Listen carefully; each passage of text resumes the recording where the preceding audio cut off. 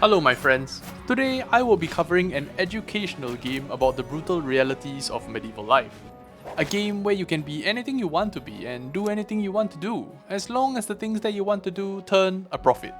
Your men and women will happily engage in the illegal, immoral and borderline sadistic.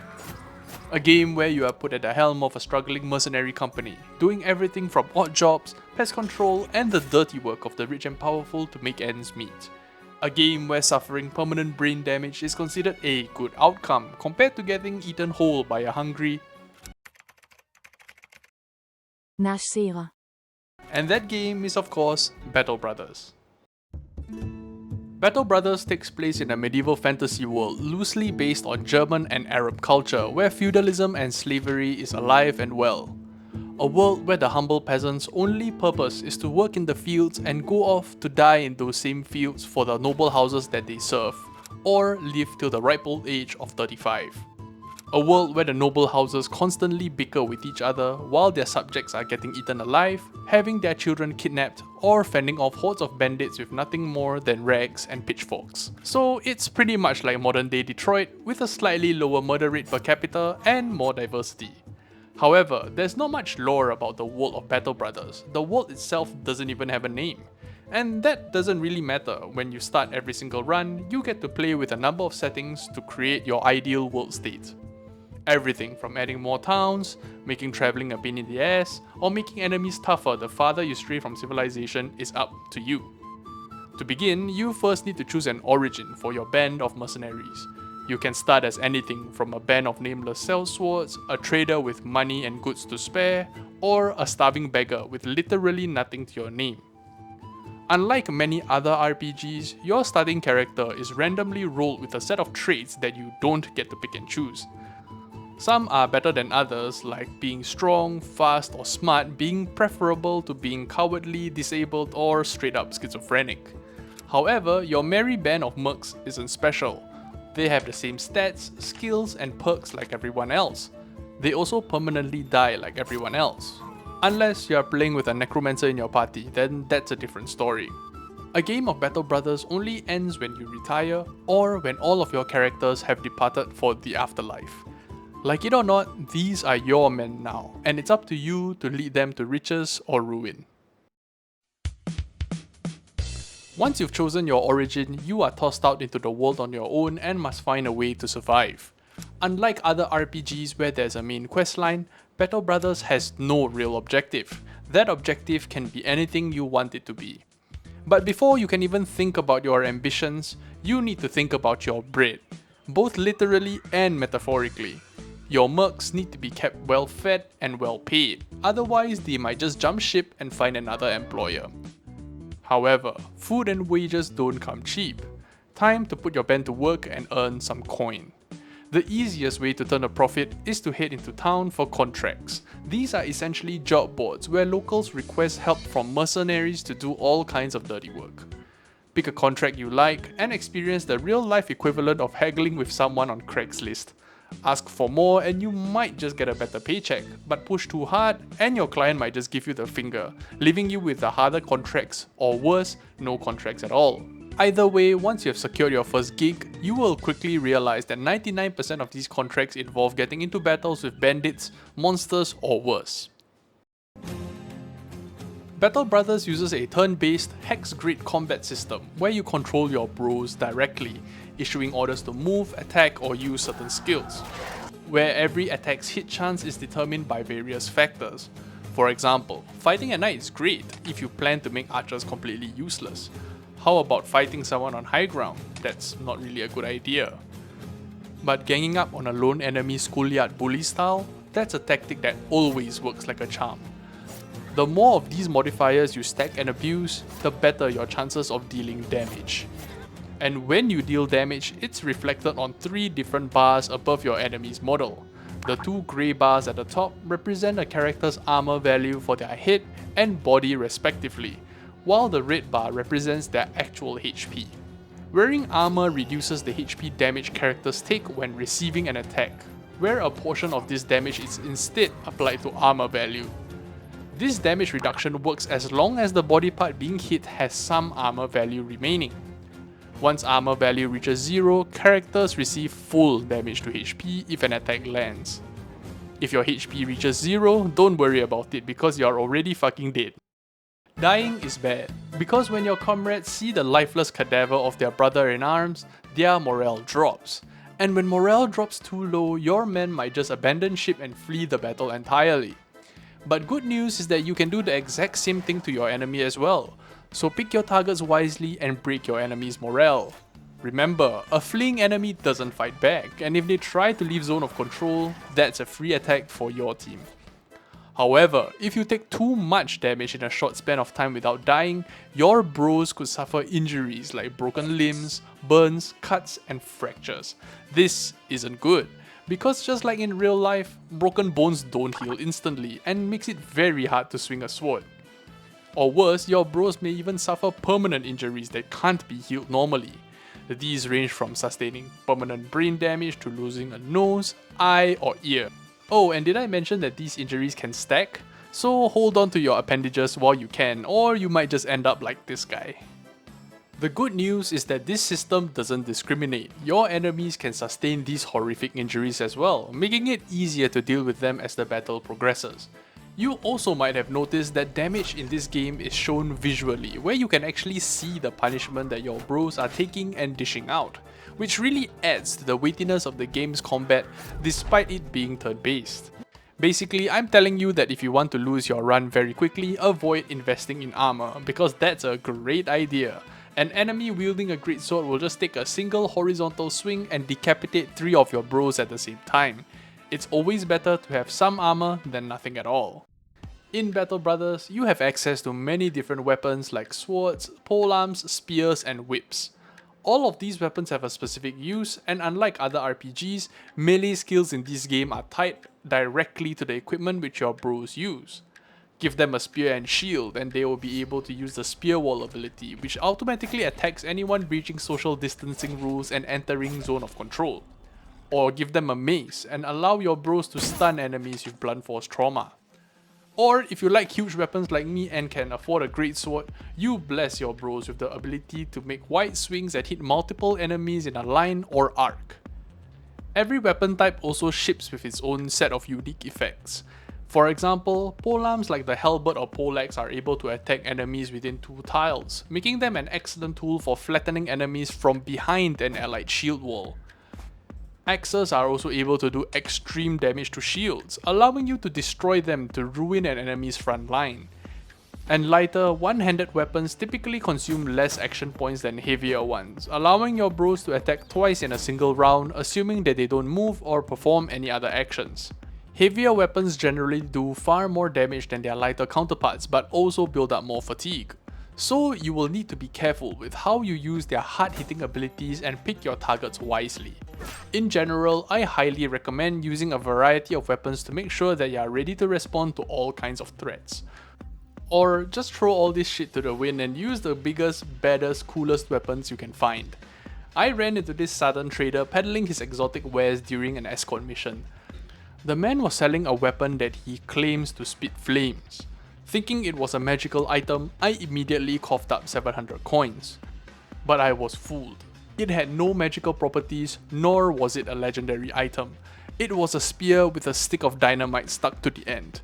I felt cheated, scammed even, but when I saw that it hit multiple enemies with explosive damage, my confusion turned to anticipation. The field tests were a success, and next thing I knew, we blew our entire paycheck on a full stockpile of these weapons of war. But weapons aren't the only tools available to your party. Battle Brothers ships with a variety of consumables and items to help swing combat in your favor. Many of these are self-explanatory.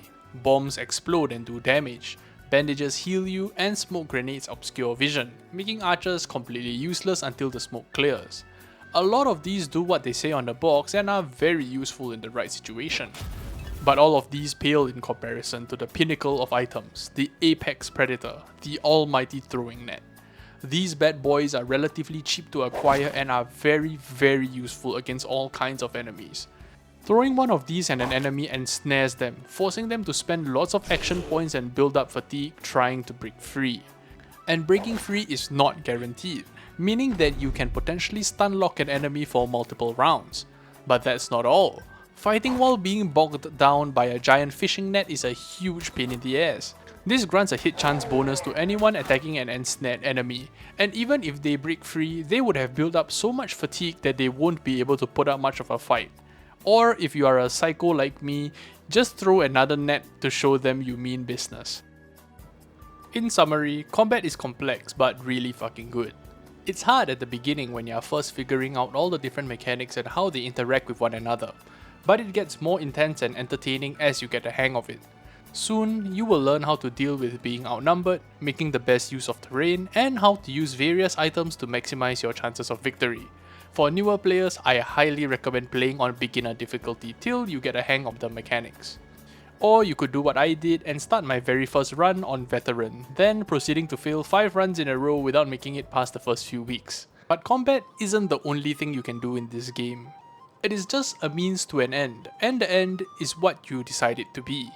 After your company has started on its journey, you will get a notification giving you a list of ambitions to choose from.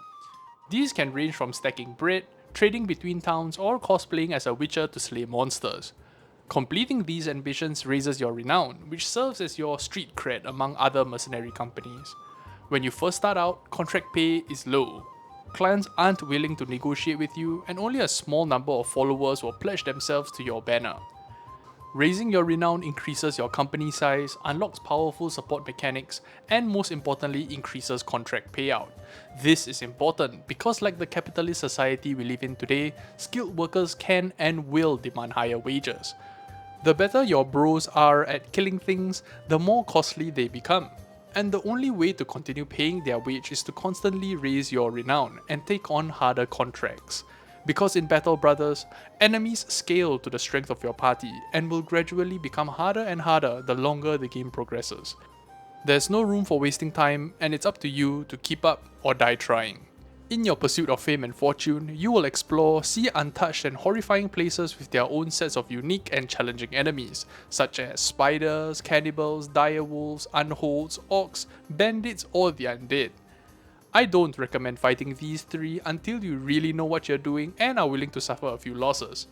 In no particular order, orcs do everything humans can do, but better.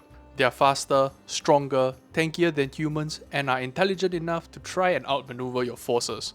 The undead are also a huge pain, because if you don't deal with their liches and necromancers sitting in the backline, you're going to be fighting an unending wave of enemies.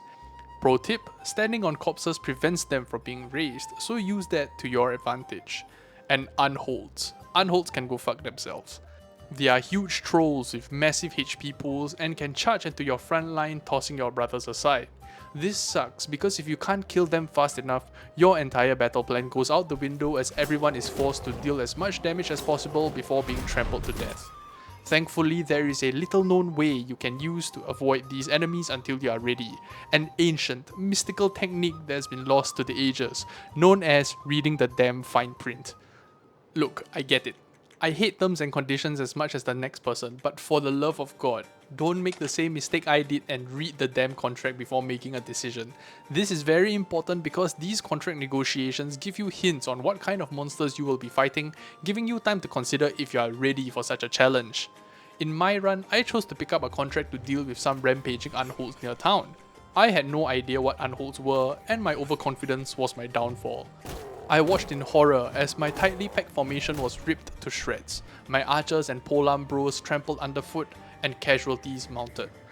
Only 4 survivors managed to escape the onslaught, and just when I thought I was in the clear, I was caught by a roaming pack of undead, and in just 30 minutes of real world time, my most successful run was over.